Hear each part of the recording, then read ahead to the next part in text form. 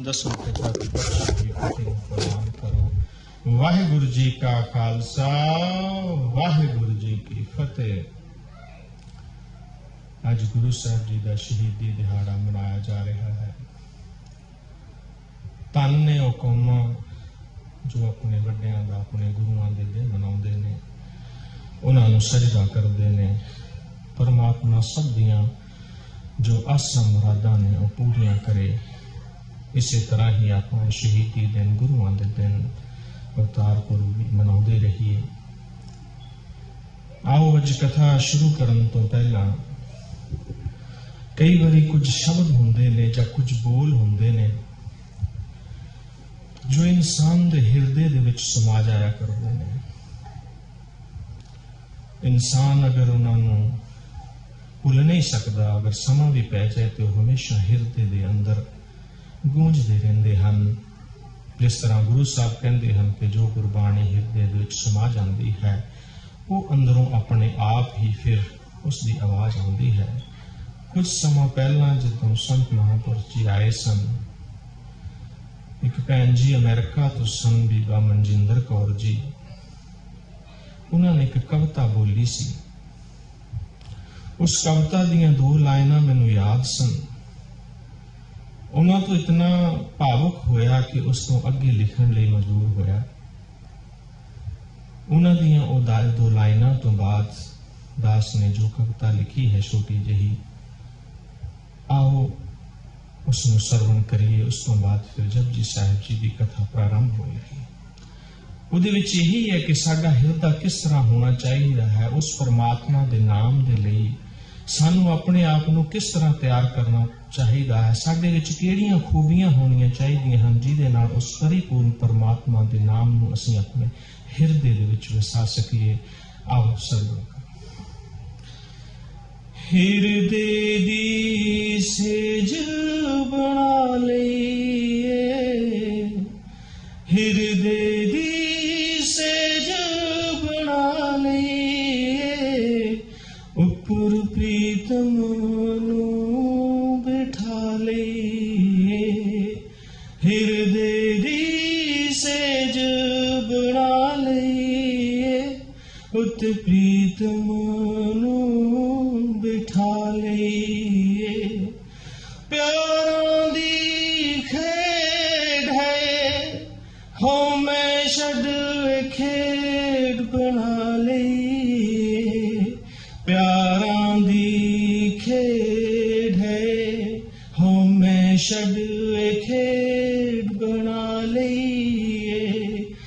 अखियां दी सुंदर सुरती विच उदे दर्शनां दी प्यास सजा लईए। अखियां दी सुंदर सुरती विच उदे दर्शनां दी प्यास सजा लईए।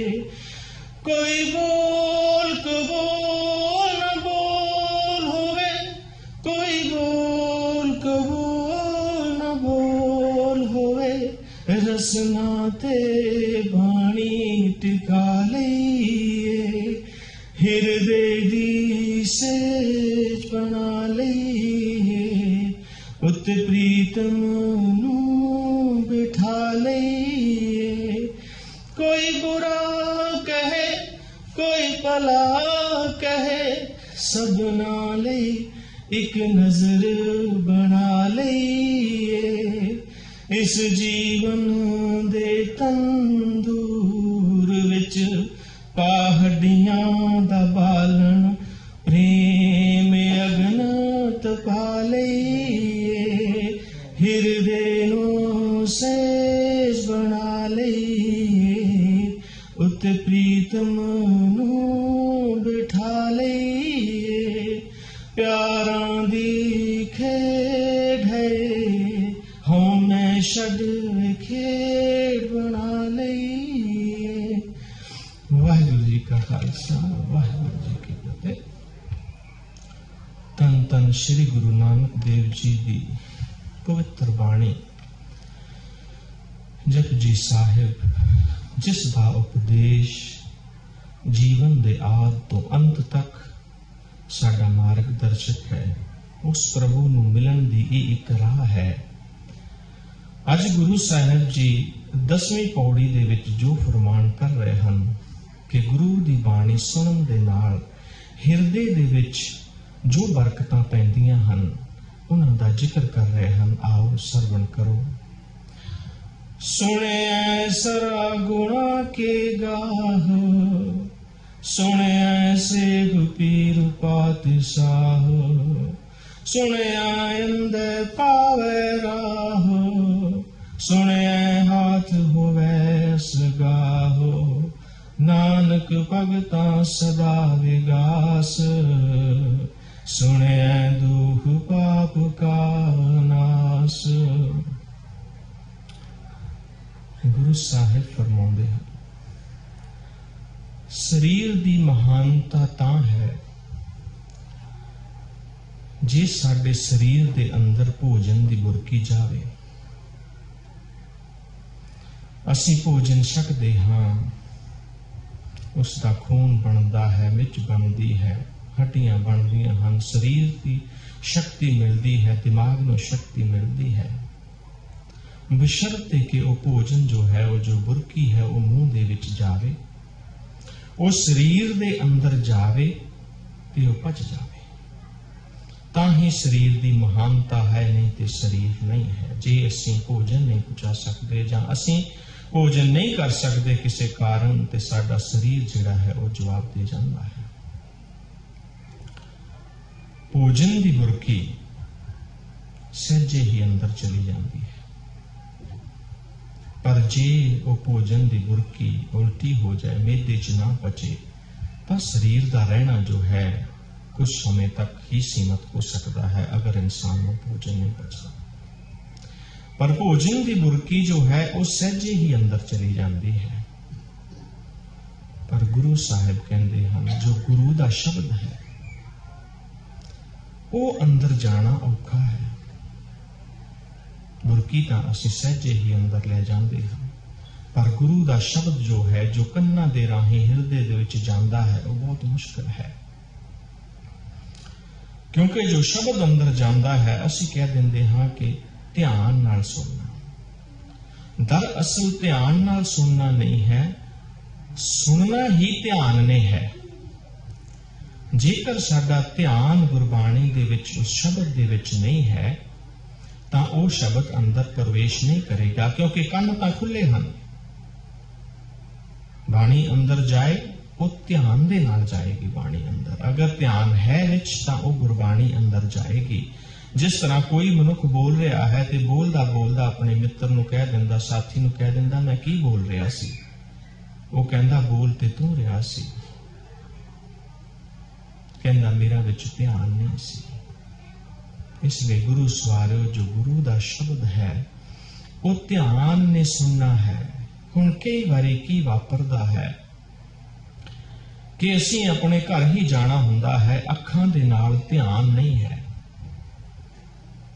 जे अखां दे नाल ध्यान नहीं है तो असीं अपने घर तो भी अगे निकल जाते हाँ, तो अगे जाके कहते हाँ घर ते पिछे रह गया। उसका कारण की है कि ये खेड सारी ध्यान दी है। अगर ध्यान दे नाल असीं गुरु का शब्द सुनते हाँ तां ही उसकी महानता है, उसनूं असीं अंदर वसाउंदे हाँ, उस दे नाल अध्यात्मक गुण पैदा हुंदे हन, रूहानी शक्ति पैदा हुंदी है, आत्मक ज्ञान पैदा हुंदा है, साडी सुत जागदी है। अज गुरु साहिब फरमान करते हैं कि सुनन दे नाल किहड़ियां बरकतां पैंदियां हन। सुनिया सरा गुणा के गाह, उस परिपूर्ण परमात्मा की बाणी नूं, उस दे शब्द नूं सुनन दे नाल इंसान कोई दो चार गुणा का मालक ही नहीं बनता, वो गुणा का सागर हो जाता है, वो गुणा का समुंदर बन जाता है, जो उस परिपूर्ण परमात्मा की बाणी नूं ध्यान नाल अपने हिरदे विच वसाउंदा है। उस दे गुणा का कोई भी नाप तोल नहीं रह जाता। जिस तरह असीं समुंदर का पानी है उसनूं असीं नाप तोल नहीं सकते, उस तरह उस इंसान दे जो उस परिपूर्ण परमात्मा की भगती करता है, उसके नाम नूं सुनदा है, सुनन दे नाल ही वो गुणां दा अथाह सागर बन जाता है। सुनिए शेख पीर पातशाह। सुनन दे नाल गुरु साहिब फरमाउंदे हन कि इंसान जो है शेख बन जाता है। शेख अरबी का शब्द है। शेख का मतलब है मुखी, सरदार, उत्तम पदवी वाला। गुरु की बाणी सुनन दे नाल इंसान जो है वह शेख बन जाता है, मुखी बन जाता है, उच्ची पदवी वाला बन जाता है, पीर बन जाता है। शेख पीर, पीरां दा पीर बन जाता है, पातशाह बन जाता है। पातशाह भाई गुरदास जी साहिब ने उन्होंने बहुत अच्छी बाणी उचारी। उन्होंने शब्द हैं जो वो लिख रहे हैं। उन्होंने उस राजे का जिक्र किया है जो गुरु की बाणी सुनता है। जिस तरह एक दुनियावी राजा है, उसकी राजधानी होंदी है, उसका भंडार हुंदा है, उसकी शक्ति हुंदी है, उसका पसारा हुंदा है, उसका एक सिंहासन हुंदा है जो बहुत सजिया होया हुंदा है। भाई गुरदास जी ने संत महापुरुष, क्योंकि जो राजा प्राचीन काल दे विच राजा जिहड़ा सी वो संत लई वरतिया जांदा सी। राजे का मतलब नहीं है कि वो सिंहासन ते बैठा है। राजे का मतलब सी जिहड़ा रजिया होया है, जिसनूं किसी तरह की भुख नहीं है, उसे नूं ही राजा कहा जाता सी, उसे नूं ही बादशाह कहा जाता सी। जिहड़ा तृप्त हो गया, जिसनूं किसी तरह की भुख नहीं रही। भाई गुरदास जी महाराज कहते हैं कि ऐसी संत दी जो राज भाग की व्याख्या है वो इस तरह करते हैं। जत सत सिंहासन सहज संतोख मंत्री।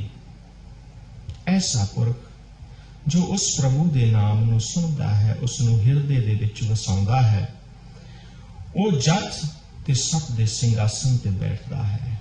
जत सत उसका सिंहासन हुंदा है। उसका सिंहासन कोई सजिया होया, कोई सोने चांदी का नहीं हुंदा।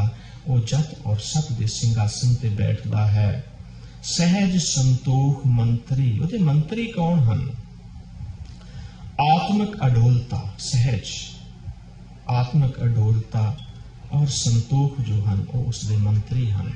जिहड़े उसके कारज नूं वधाउंदे हन वो उसके मंत्री हन।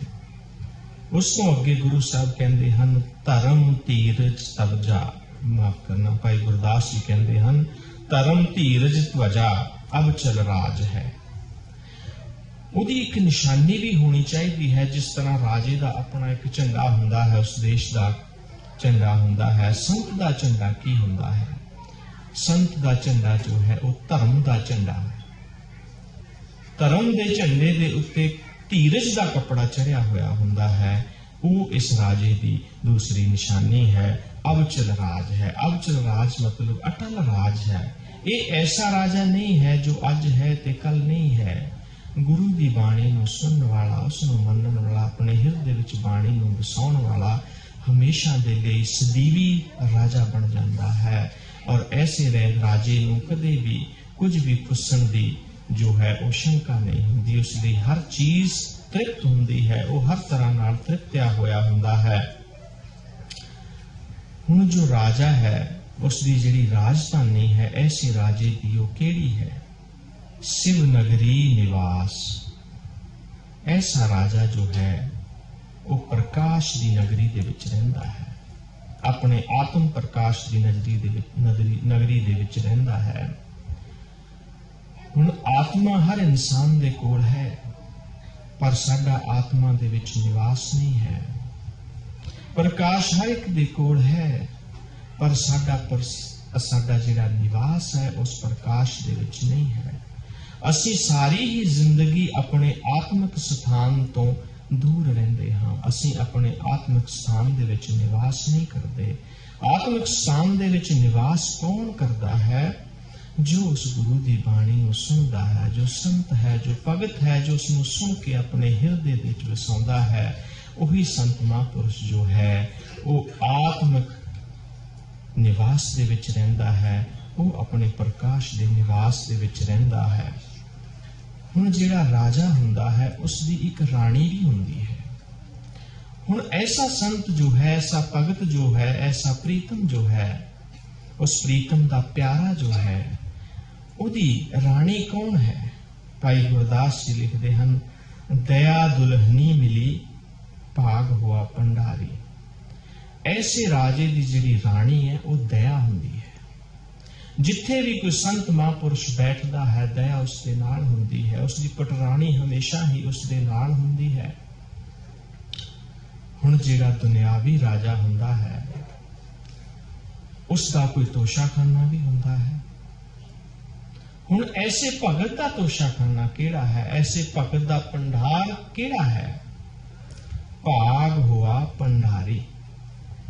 वो जो उसकी प्रलब्ध है, उसका जो भाग है, वो भी उस संत का, उस भगत का, उस पुरख का जो गुरबाणी नूं सुनदा है, वही उसका भंडार हुंदा है। उसके जो भाग विच लिखिया है, जो उस परमात्मा ने उसनूं दिता होया है, वो उसे नूं ही अपना तोशाखाना मनदा है, उसे नूं ही अपना भंडार मनदा है।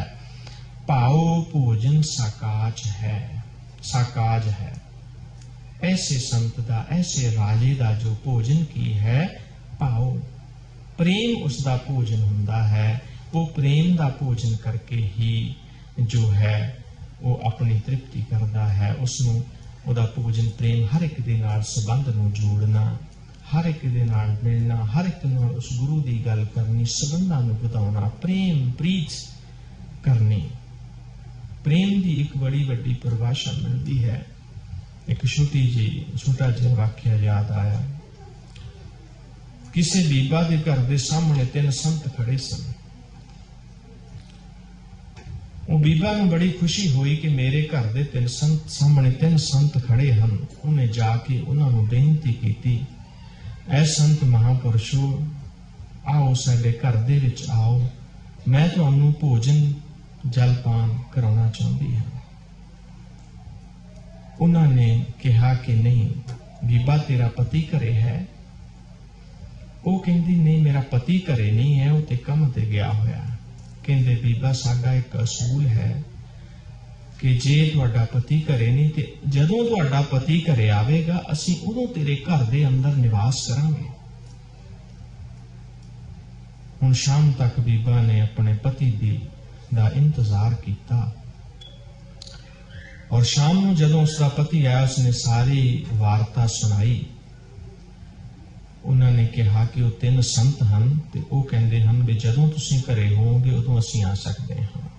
ते उन्होंने कहा कि बहुत खुशी की गल है, संतां दे दर्शन होणगे और संतां दे घर दे विच चरण पैणगे। वो बीबा उन्हां दे कोल गई।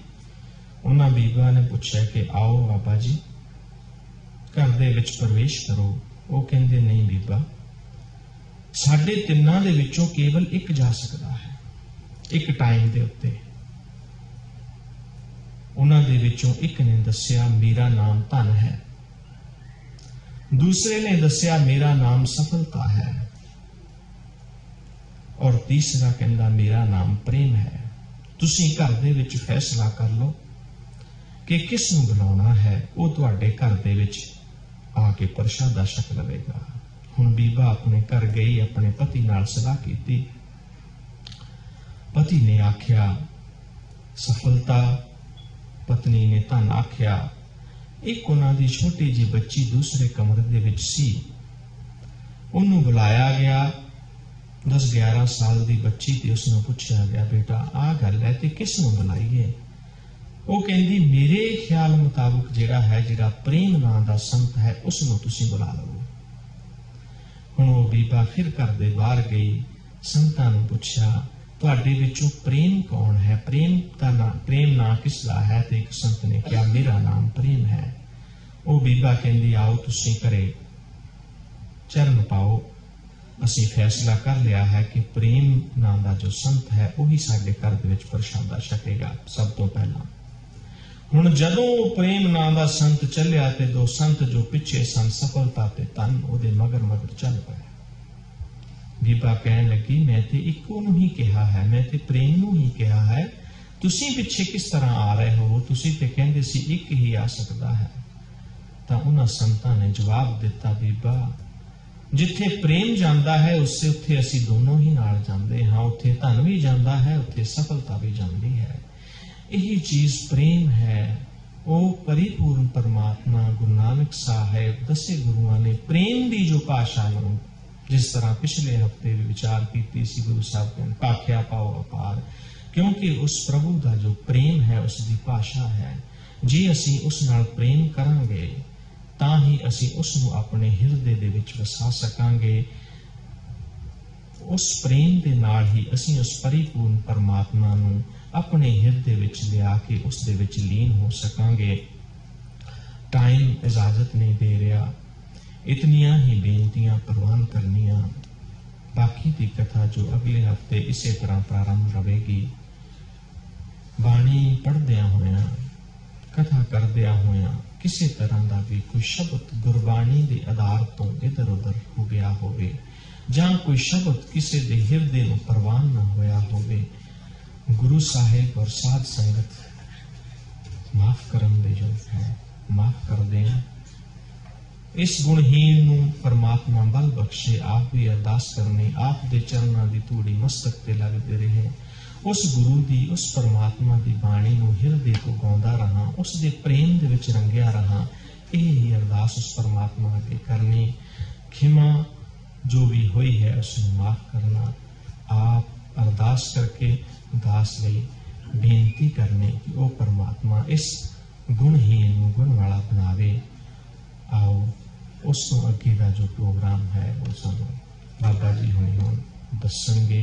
वैसे हम बच्चों का मेरा ख्याल प्रोग्राम है, बच्चे हम स्टेज पर आ जान तो वो मेरा ख्याल वाहिगुरू का जाप जो है करन तो बाद परंतु जिहड़ा है आनंद साहिब का जाप करनगे। इतनियां ही बेनतियां प्रवान करनियां। वाहिगुरू जी का खालसा, वाहिगुरू जी।